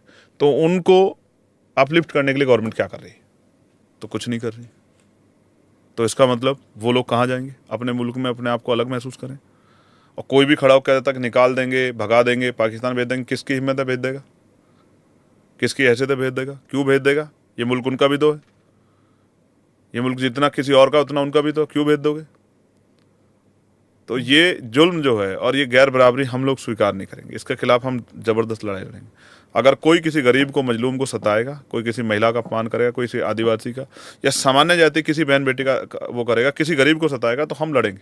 और ये फर्क नहीं पड़ता कि वो जहाँ पे सरकार जो है वो कांग्रेस की हो या बीजेपी की हो या फिर ममता जी की सरकार हो, या कोई फर्क नहीं पड़ता। देखिए, संदेश खाली पे मैंने आवाज उठाई, और आपको विश्वास नहीं होगा, मैं झारखंड गया, मुझे बताया गया कि मॉब लिंचिंग के सबसे ज्यादा मामला झारखंड में हुए, और झारखंड सरकार ने वादा किया, जो हेमंत सोरेन साहब की सरकार है, अब तो बेचारे खुद ही पीड़ित है, तो उन्होंने भी मॉब लिंचिंग पे कोई कानून नहीं बनाया। तो मैं गया तो मैंने बहुत जबरदस्त तरीके से आवाज़ उठाई कि क्यों भाई, आपने तो वादा किया था मॉब लिंचिंग कानून बनाया, क्यों नहीं बनाया। जब तेजस्वी और नीतीश जी की सरकार बिहार में थी तो मैं उनके खिलाफ भी, जहां अन्याय हुआ तो मैं उनके खिलाफ जाके मैंने आवाज़ उठाई कि भाई बोलो, आप तो वादे करते हो जब आप विपक्ष में होते हो कि साहब हम ये करेंगे, तो आप क्यों नहीं कर रहे। एक और चीज एक और चीज, राजस्थान में मटकी छूने पे हत्या राजस्थान में हुई। हाँ। घोड़ी बैठने पे हत्या वहां हुई, सामूहिक रूप से लोगों को अपमानित किया गया। मूछे रखने पे हत्या वहां हुई, कांग्रेस की सरकार कांग्रेस। और न्याय ना मिलने पे ओम प्रकाश रायकर ने सुसाइड वहां की। आप समझते हैं चंद्रशेखर क्या है। चंद्रशेखर ये है कि एक बच्चा जो मुझसे कभी नहीं मिला, महाराष्ट्र में जॉब करता था, राजस्थान का अजमेर का रहने वाला था, अपने पिता को न्याय नहीं दिला पाया तो सुसाइड किया, सुसाइड नोट में मेरा नाम लिखा। जब किसी ने मुझे मीडिया के आदमी सुसाइड नोट में आपका नाम है तो मुझे, मैं डर गया कि यार ऐसा क्या, वो मेरा नाम क्यों लिख रहा है, मैंने क्या गलती कर दी। तो मैंने नोट पढ़ा तो लिखा हुआ था कि मुझे विश्वास है कि मेरे भाई चंद्रशेखर आज़ाद आएंगे और वो मेरा अंतिम संस्कार करेंगे और मुझे न्याय दिलाएंगे। अब आप समझिए, अंतिम संस्कार मैंने उसका अपने हाथ से किया, मैं उससे कभी नहीं मिला था। तो ये विश्वास आप समझते क्या है, ये विश्वास बहुत बड़ी रिस्पॉन्सिबिलिटी। यस, इसलिए मैं राजस्थान जाता हूँ। राजस्थान के नेता ने मुझसे कहा चंद्रशेखर यहाँ क्यों आते हैं, लेकिन राजस्थान के लोगों ने कहा, वो बेटा राजस्थान का, वो परिवार, उसने सुसाइड नोट में लिखा कि भाई आएंगे, मुझे न्याय दिलाएंगे, वो मेरा अंतिम संस्कार करेंगे। कितनी बड़ी रिस्पॉन्स, ये खून के रिश्ते से बड़ा रिश्ता था। तो इसलिए मैं कहता हूँ किसी सरकार में जुल्म, मैं गया 4 दिन उसके लिए आंदोलन किया मैं 4 दिन राजस्थान की जेल में रहा कांग्रेस सरकार में। मैंने कभी लड़ाई लड़ते हुए नहीं देखा। 69 शिक्षक भर्ती मैं यूपी सरकार में जाके लड़ा उन बच्चों के लिए। मैं यूपी पुलिस की भर्ती पर लड़ा जब लीक हुआ। मैं नीट के बच्चों के लिए लड़ा और नीट के बच्चों के लिए हमने आवाज़ उठाई और नीट के बच्चों के लिए अब हम बड़ा प्रोटेस्ट करेंगे। तो मैंने कभी नहीं देखा। मैं तेलंगाना गया जब तेलंगाना का मामला हुआ, मैं छत्तीसगढ़ गया, कांग्रेस की सरकार थी, मैं पंजाब गया, मैं हरियाणा गया, मैं उत्तराखंड गया, बीजेपी की सरकार, कोई फर्क नहीं पड़ता। मैं दिल्ली में आके लड़ा जब आम आदमी पार्टी की सरकार थी। इस बात से कोई फर्क नहीं पड़ता। मैं नैतिक ईमानदार हूँ, गलत को गलत और सही को सही कहेंगे, लेकिन आसान नहीं है कि सब चीज़ों को दिखाया जाए, मीडिया सब चीज़ दिखाए। जो कास्ट बेस्ड पार्टीज होती हैं, कार्डर बेस्ड नहीं हो पाती हैं, वो एक सिंगल मैन बैंड से स्टार्ट होता है, क्योंकि तो आप उसको कैसे आप अवॉइड कर सकते हैं? How can you make sure कि एक आपके पर्सनालिटी के इर्द गिर्द ही पार्टी ना रह जाए? इसीलिए मैंने अपने यहाँ हर स्टेट में पहले से इलेक्शन में प्रयास किया कि वहाँ से लीडरशिप पैदा हो। और हमारे यहाँ हमने, पार्टी के लोगों ने मुझे राष्ट्रीय अध्यक्ष बनाया, लेकिन हमने एक बहुत बड़ी कमेटी बनाई है। उनके कमेटी के डिसीजन होते हैं। उन्होंने मुझे नगीना लड़ने के लिए कहा, महिलाएं भी हैं उसमें। यस। तो हम नगीना कॉन्टेस्ट किया उन्होंने, फिर हमने उनके सामने बात रखी कि सर हम एक और सीट लड़ना चाहते हैं। इसलिए लास्ट टाइम डिसीजन हुआ। अगर पहले डिसीजन होता या मेरा डिसीजन होता तो मैं पहले लेता, सेकंड फेज में, थर्ड फेज में। फिर मैंने उनसे डिस्कस किया कि सर एक सीट और लड़नी चाहिए।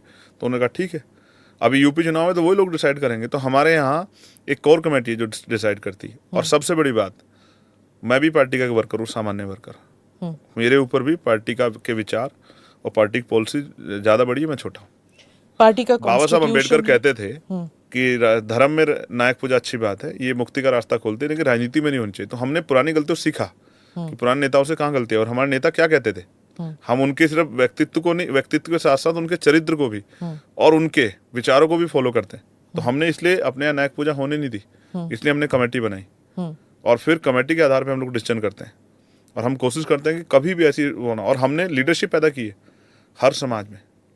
हमारे लीडर हैं विनय तन सिंह जी, हमारे लीडर हैं कमल सिंह जी, हमारे लीडर हैं हिमांशु जी, हमारे लीडर रविंद्र भाटी जी, हमारे लीडर हैं कासिफ साहब, हमारे लीडर जौहर साहब, तो सुल्तान साहब हमारे तमाम लीडर हैं, हमारे चित्तौड़ साहब लीडर हैं हमारे। हर जाति के हैं, सभी जातियों में। देखिए, मैं तब से कह रहा हूँ कि जब तक उनका प्रतिनिधित्व नहीं आएगा तो उनकी बात नहीं होगी ईमानदारी से। तो इसमें स्वर्ण जाति के लोग भी शामिल हैं आपकी पार्टी नहीं, में? अभी हमारी पार्टी में स्वर्ण जाति के लोग नहीं, क्योंकि स्वर्ण जाति के लोग में बहुत सारी पहले से पार्टियां हैं। उनको लगता है कि नई पार्टी के साथ क्या करेंगे। और हम भी ये चाहते हैं कि पहले हम अपने दम पे खड़े हो जाएं। भाई कोई अच्छा, जब हम पे कुछ होगा तभी तो कोई हमारे पास आएगा ना। स्वर्ण जाति के लोग किसी बदलाव के लिए राजनीति थोड़ा ही कर रहे हैं। वो तो बेचारे सत्ता में रहना चाहते हैं, अपने लोगों का भला करना चाहते हैं, अपने जो भी उनका बिजनेस है, इंस्टीट्यूशन, उसको आगे बढ़ाना चाहते हैं। वो कौन सा किसी परिवर्तन के लिए राजनीति कर रहे हैं?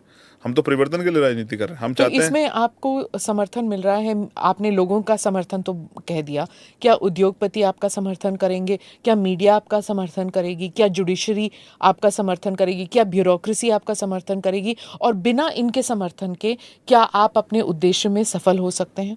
देखिए, माउथ कन्विंसिंग बहुत बड़ा माध्यम है। मीडिया ने इस बार भी तो मेरी मदद की, तो भी तो मैं जीता हूँ ना।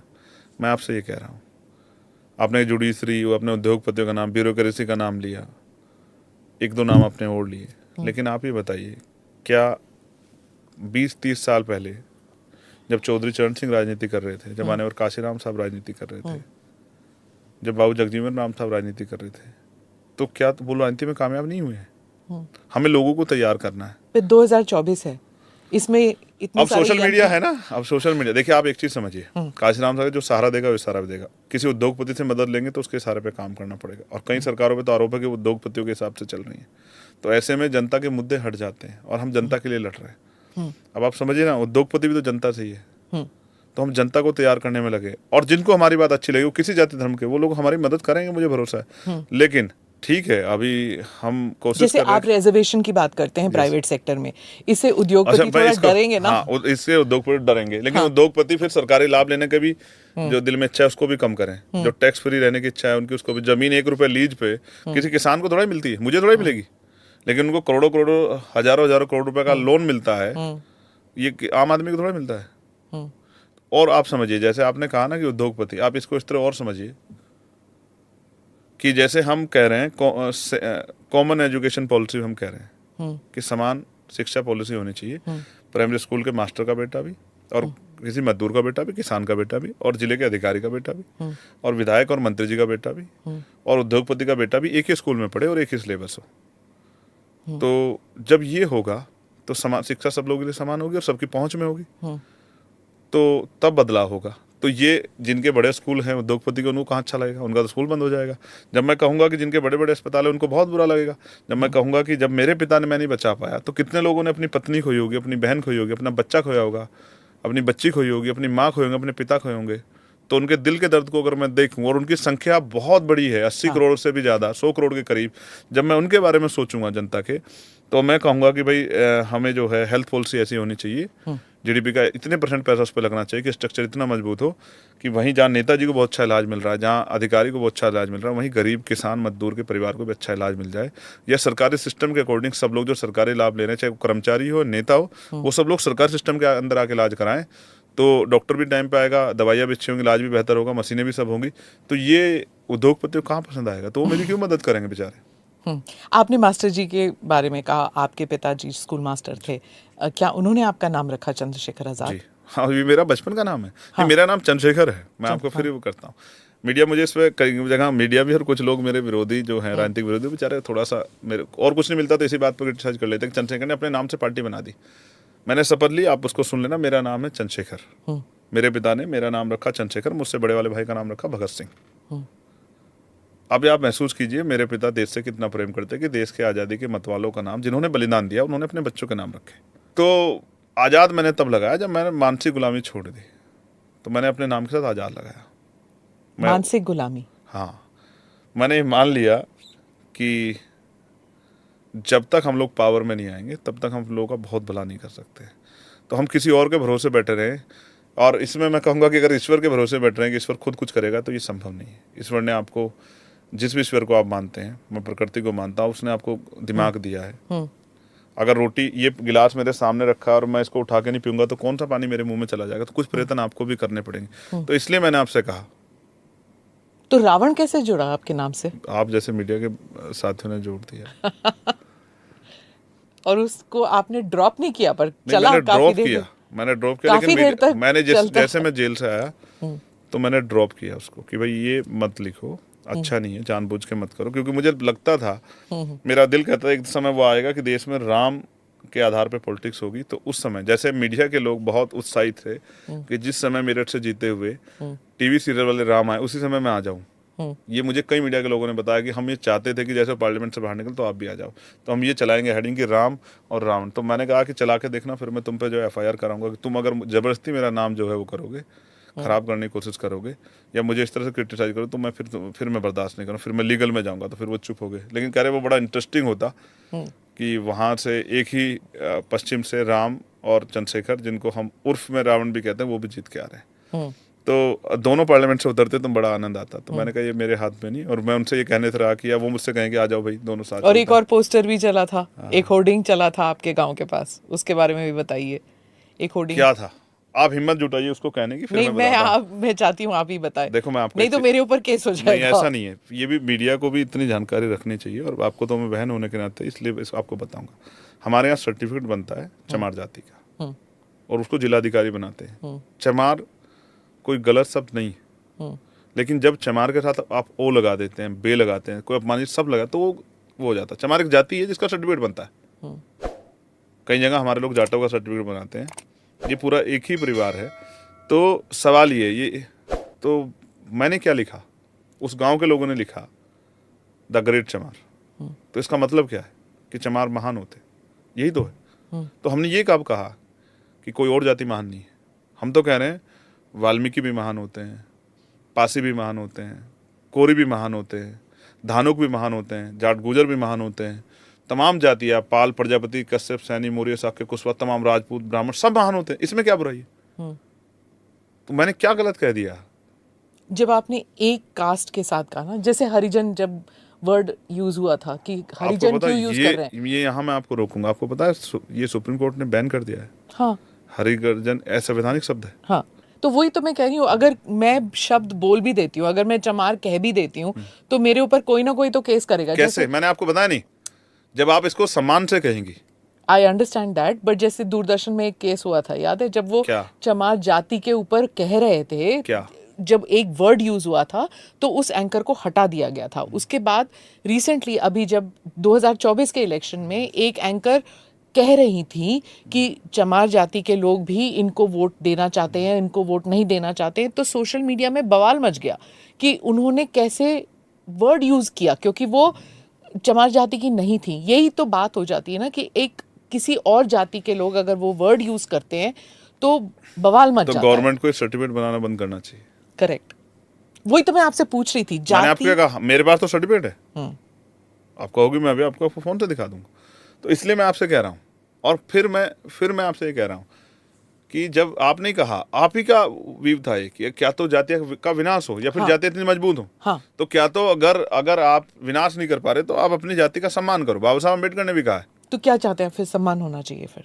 मैं क्यों कहता, मैं सम्मान की लड़ाई मैं है। आपसे जानना चाहता हूँ, एक ही प्रक्रिया से पैदा आदमी पैदा होते ऊंच और नीच कैसे हो सकता है?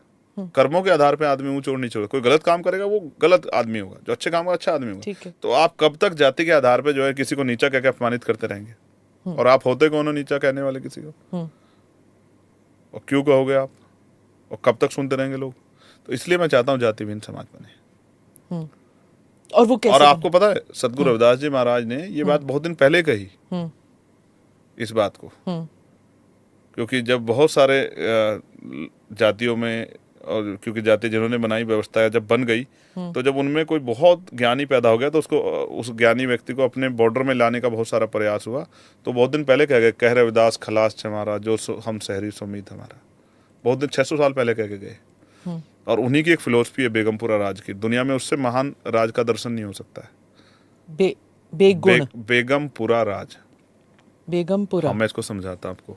ऐसा चाहूं राज बेगम में, नहीं, लेकिन हाँ नहीं, ऐसा चाहूं राज में जहां मिले सबन्नु अन्न, और छोटे बड़े सब सम बसे, रविदास रहे प्रसन्न। कि राज ऐसा होना चाहिए जहां कोई ऊंच नीच ना हो, कोई छोटा बड़ा ना हो, कोई भेदभाव ना हो, किसी बहन बेटी का अपमान ना हो, किसी की हत्या ना हो, किसी का रेप ना हो, कोई ऊंचा ना हो, कोई बहुत पैसे वाला ना हो, कोई बहुत नीचा ना हो, कोई बहुत गरीब ना हो, जहाँ खाने के लिए अन्न की दिक्कत ना हो, तन ढकने के लिए कपड़े की दिक्कत ना हो, सर ढकने छत की दिक्कत ना हो, पीने के लिए पानी की दिक्कत ना हो, सब लोग खुशहाल हों। बेगम, बिना गम का राज, जिस राज में कोई गम ना हो। ये 600 साल पहले कह के गए सदगुरु रविदास जी महाराज। अगर यही बात किसी और ने कह दी होती तो पूरी दुनिया में उसका वो होता सम्मान की। देखिए कितने अच्छे दर्शन देके गए, लेकिन क्योंकि जाति व्यवस्था के आधार पे उन्होंने इस जाति में जन्म लिया है, तो किसी ने उस बात की चर्चा नहीं की। उस दर्शन को हम आगे बढ़ाना चाहते हैं। वो दर्शन देख किसी जाति के खिलाफ नहीं। अगर मैं बेगमपुरा राज की बात करता हूँ कि बेगमपुरा दर्शन जो है देश में उसका प्रभाव फैले और उससे लोग जुड़े और देश में उस विचारधारा की सत्ता आ जाए, तो आप बताओ किसी का नुकसान होगा क्या? जब सब लोग बराबर होंगे, जुल्म नहीं होगा, सब खुशहाल होंगे। पर ये वो तो एक आइडियल होता है ना। हाँ। कि हम इसके लिए काम करें कि हम वहां तक पहुंचे। जैसे गांधी जी ने कहा था, wipe a tear from every eye. जब तक उसके लिए प्रयास करते हैं, लेकिन कभी कभी लगता है कि 7 decades, लेकिन अभी भी नहीं हुआ। ये प्रयास ही तो चल रहा है जिसमें हमारी कई पीढ़ी, जैसे बाबू जगदीप प्रसाद कुशवाहा ने कहा कि पहली पीढ़ी गोली खाएगी, दूसरी पीढ़ी जेल जाएगी, तीसरी पीढ़ी राज करेगी। आप कौन सी पीढ़ी के हैं अब? शायद गोली खाने वाले का या जेल जाने वाला। तो मैं दोनों काम कर चुका हूँ, मैं जेल भी जा चुका हूँ और गोली भी खा चुका हूँ, और मैं राज व्यवस्था में भी जो है, भारत की लोकतांत्रिक व्यवस्था में भी जो मेंबर ऑफ पार्लियामेंट हूँ। तो मैं तो इस पीढ़ी का, तीनों का कॉम्बो हूँ। फिर से पूछ रही हूँ, किसी पार्टी ने आउटरीच किया? सभी लोग कर रहे हैं, सभी लोग चाहते हैं कि चंद्रशेखर जैसी मजबूत वॉइस किसी एक खेमे में रहे। तो मैंने उनसे कहा कि मैं स्वतंत्र आवाज हूँ, मुझे लोगों ने आप लोगों के खिलाफ चुन के भेजा है कि आप लोग अच्छे नहीं हो। लेकिन आपको वोट तो देना पड़ेगा ना, जैसे स्पीकर के लिए इलेक्शन है, किसी को तो वोट देना पड़ेगा आपको। आप एब्सटेन करेंगे या फिर आप विपक्ष के साइड में वोट करेंगे? किसके साइड में वोट कल करेंगे? जब करूंगा तो सबको दिख जाएगा। कुछ चीज़ें जो ठीक है, कुछ चीज़ें जो है वो छोड़ देते हैं लोगों पे कि चीज जब समय आएगा उनके, तभी उनके जवाब देंगे। आपको क्यों लगा कि ना तो समाजवादी पार्टी, ना बीएसपी, ना कांग्रेस, ना भाजपा, किसी पार्टी में आपके लिए या आपकी आवाज फिट नहीं बैठ रही है? देखिए, मैंने बीएसपी में बहुत लंबे समय ट्राई किया, उन लोगों ने तो मुझे बहुत बुरा भला कह के और हमेशा अपमानित ही किया। मैंने कभी उनको बुरा नहीं कहा। मैंने आपसे पहले भी कहा था कि कोई अपने आप मुकदमे लगवाता अपने ऊपर, ना कोई अपनी मर्जी से जेल जाता, क्योंकि जेल की ज़िंदगी बहुत आसान नहीं है। न अपने आप को लाठियाँ खाता, ना गोली खाता, ये आसान नहीं है। तो किसी के संघर्ष को अपमानित नहीं करना चाहिए। जब आप खुद उस जीवन को जीते तब आपको पता लगता है कि किसने किन परिस्थितियों में कौन सा रास्ता चुना। तो इसलिए उन्होंने मेरा साथ नहीं दिया। 2022 में मैं समाजवादी पार्टी के साथ जो है अलायंस के लिए तो अखिलेश जी ने मेरे ऊपर आरोप लगा दिया कि इनके पास किसी का फ़ोन आ गया इसलिए चले गए। लेकिन इस बार मेरे पास किसी का फ़ोन नहीं आया। लेकिन इस बार वो हिम्मत नहीं जुटा पाई कि वो हमें अवसर दे और हमारा साथ लेके वो आगे बढ़े। वोट तो वो चाहते थे इन वर्गों के, इसलिए तो उन्होंने संविधान और तमाम बाबा साहब महापुरुषों की बात की। यही बात मैंने 2022 में की थी। वोट चाहते हैं, वो लीडरशिप नहीं खड़ी होने देना चाहते। वो तो संविधान लेके जा रहे हैं, आप संविधान लेके गए थे? आप कॉन्स्टिट्यूशन? मैं ही लेके गया। आपको शायद अभी आप देखेंगे अगर मेरी 10 साल की जर्नी, तो सबसे पहला भारत का वो आदमी जिसने संविधान हाथ में उठा के यात्रा की वो चंद्रशेखर आजाद था। जब कांग्रेस के लोग भारत जोड़ो यात्रा करे तो मैं संविधान बचाओ यात्रा कर रहा था पूरे देश भर में। और तब जो है आप तब भी मीडिया मुझे देख नहीं पाई। क्या करूं, मेरा नहीं, आपने कहा कि मैं दिखता नहीं हूं, मैं दिखता नहीं, मिस्टर इंडिया हो गया हूं मैं दिखता नहीं मीडिया को। पर ये दलित समाज के लिए उनके कई सारे कविताएं हैं, उनकी कई सारी किताबें हैं जिसमें ये बात कही जाती है कि हम जैसे ओम प्रकाश वाल्मीकि जी की झूठन है कि हम दिखते नहीं हैं। हाँ, तो ऐसे ही तो नहीं दिखाना मैं। लेकिन आप भरोसा करो, मैं जब आप मजाक जरूर कर रहे हैं पर उसके पीछे एक सोच है। आपको पता है, मैं जब गिरफ्तार हुआ जमा मस्जिद, तो मेरे हाथ में संविधान था, अगर आपको याद हो। आप निकालोगे तो आपके यहाँ फोटो आ जाएगी। हाँ, हमारे 3-4 कैमरा थे, ढूंढ रहे थे कि आप भीड़ में से निकलेंगे कहाँ तो ऐसे से मेरे हाथ निकलेंगे। में संविधान था। तो कौन था वो आदमी जिसने संविधान उठा के, और आज तो लाइन लग गई है। तो मैं अकेला ही चला था मंजिले जानिब, लोग जुड़ते गए और काफिला बनता। अब तो मेरे पीछे बहुत सारे लोग हैं जो संविधान लेके पार्लियामेंट में खड़े। आपको लगता है कि स्कूल मगर में, मैं उनमें सब में आगे हूँ, कि स्कूल में ये पढ़ाना चाहिए संविधान जो है, बहुत जरूरी। प्राइमरी स्कूल पे, मिडिल स्कूल पे, हाई स्कूल पे, कॉलेज सिलेबस में बचपन से ही उसको इतना आसान करना चाहिए कि लोग उसको समझ पाए। देखिए, मैं एक मेरी उसके ऊपर थ्योरी है। पहली बात तो ये है कि एक मजाक ही होती है, हर आदमी कहता है कि देश संविधान चलता है, ब्यूरोक्रेसी संविधान चलती है, जुडिशरी संविधान चलती है, सारे नेता कहते हैं हम संविधान को मानते हैं, सारे कर्मचारी कहते हैं, आम जनता कहते हैं हम संविधान चलते हैं। लेकिन संविधान जानता कोई नहीं। ना लोग अपने राइट्स जानते हैं और लोग ना अपनी ड्यूटी जानते। जब अपने अधिकार नहीं जानते तभी तो वो अपने अधिकारों से अलग जाके अपराध करते हैं। तो और वो जब अपने कर्तव्य जानते हैं तो कर्तव्य का निर्वहन ही नहीं करते। जैसे मेरी एक छोटी सी थ्योरी है, मैंने बहुत बार कहा मीडिया चैनल बैठ के कि बॉस हेलमेट पहनो, पुलिस के डर से नहीं, अपनी सुरक्षा के लिए, क्योंकि माँ घर में इंतजार कर रही है, पत्नी इंतजार कर रही, बच्चे इंतजार, बहन इंतजार कर रही, भाई इंतजार कर, पिता इंतजार कर रहे हैं, तो हेलमेट पहनो। तो ये जागरूकता कमी है। बहुत सारे क्राइम तो इसलिए हो जाते हैं कि लोग जानते नहीं। तो जब लोग जानेंगे, जैसे शेड्यूल कास्ट ही है कि शेड्यूल कास्ट के विषय को जानेंगे कि उनका भी आत्मसम्मान है, उनकी भी गरिमा है, तो कोई ऐसा सब नहीं यूज करेंगे जिनसे उनका अपमान हो, तो बहुत सारे क्राइम उनसे बच जाएंगे। कुछ लोग कुछ क्राइम अनभिज्ञता में भी होते हैं। तो जागृति कहाँ से आएगी? क्योंकि स्कूल में पढ़ाया नहीं जा रहा है। तो मैं चाहता हूँ संविधान सिलेबस में आ जाए, तो बहुत लोगों को पढ़ने का मौका मिलेगा, और पढ़ेंगे तो लोग जागरूक होंगे। देखो, एक्सीडेंट में कितने लोगों की जान जाती है, एक्सीडेंट होते हैं बहुत लोगों की जान जाती है। लेकिन अगर हम लोगों को जागरूक करें तो स्पीड से ना गाड़ी चलाएं और हेलमेट लगा गाड़ी चलाएं, सीट बेल्ट लगाएं, तो कितने लोगों की जान बच सकती है। दो स्लोगन्स हैं, एक है सबका साथ सबका विकास, जी। दूसरा जितनी आबादी उसका उतना हक। नहीं, मैं इसको ठीक करता हूँ। ये जो नया है ना, नए वाले को छोड़ दो आप, जिसकी जितनी संख्या भारी उसकी उतनी हिस्सेदारी। ये हक वक वालों को छोड़ दो, ये तो कॉपी वॉपी करके थोड़ा सा निकाला है। ये तो आप कांशीराम जी का कह रहे यस, हैं। हाँ। वही एग्जैक्ट है। तो DS4 का जो था वो ना कहना पड़े तो इसलिए अपना थोड़ा सा बना लिया, लेकिन लाइन तो वही है ना भाई, कान इधर से पकड़ो इधर से पकड़ो, कान नहीं पकड़ना है ना। तो एक है सबका साथ सबका विकास और दूसरा है जिसकी इतनी संख्या है उसकी उतनी हिस्सेदारी, जिस आइडियोलॉजी को हम लोग फॉलो कर रहे हैं। और मैं इस बात को मानता हूँ कि जिसकी इतनी संख्या भारी उसकी उतनी हिस्सेदारी जब तक नहीं होगी तब तक क्लैश रहेगा। मैंने आपको बताया 14 अगस्त वाली बात, जब साधन और संसाधन में बंटवारा नहीं हुआ है तो जो लोग हाशिए पे थे, अच्छा अब इस बात को भी समझिए, गांव से अपमानित हुआ आदमी, जुल्म सहा उसने, कोई सुनने वाला नहीं था, तो शहर में आके झोपड़पट्टी में रहने लगा। आज गवर्नमेंट का काम है बसाना, लेकिन उस पर जमीन नहीं थी आज़ादी से पहले, तो गवर्नमेंट उसको कॉलोनियों में बसे हुए आदमी को तोड़ फोड़ करके निकाल दे रही, जैसा अकबराबाद में लखनऊ में हुआ, जैसे बहुत सारे मेट्रो सिटीज में हो रहा है। इन्हीं लोगों ने अपनी पीठ पे मिट्टी सींच के, ईंटें सींच के वो बिल्डिंगें बनाई, शहर बना। इन्हीं लोगों ने शहर की गंदगियाँ उठाई, इन्हीं लोगों ने शहर के गंदगी को अपने सर पे सींचा। और अब बस्ती में रहते हैं। अब ये बस्ती में रहते हैं, लेकिन उस बस्ती से रहने से भी सरकारों को तकलीफ है, इसलिए क्योंकि वहाँ उनको अमीरों को बसाना है या कोई इंडस्ट्रियल एरिया लगाना है या कोई अपार्टमेंट बनाना है, तो वो उनको वहाँ से हटाने पे तुले। तो मेरा बस चले तो मैं ज़मीनें उनके नाम कर दूँ और किसी भी कीमत पर उनको हटने ना दूँ, क्योंकि वो गांव से अपमानित हो गया धर्म और जाति के आधार पे या हिंसा सह के आए, वो शहर में आकर रहने लगे अपनी जान बचा के, कोई रेलवे स्टेशन के आसपास, कोई रेलवे लाइन के आसपास, कोई कहीं किसी और जगह पे। लेकिन आज सरकार उनको बसाने की जगह, क्योंकि वो बाहर के थोड़ा ही है, इसी देश के लोग हैं ना, तो उनको बसाओ ना।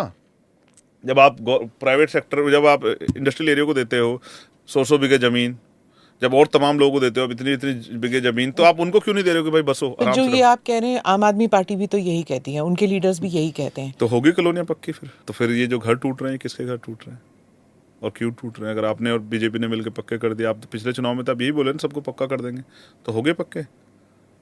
आप मैं गया था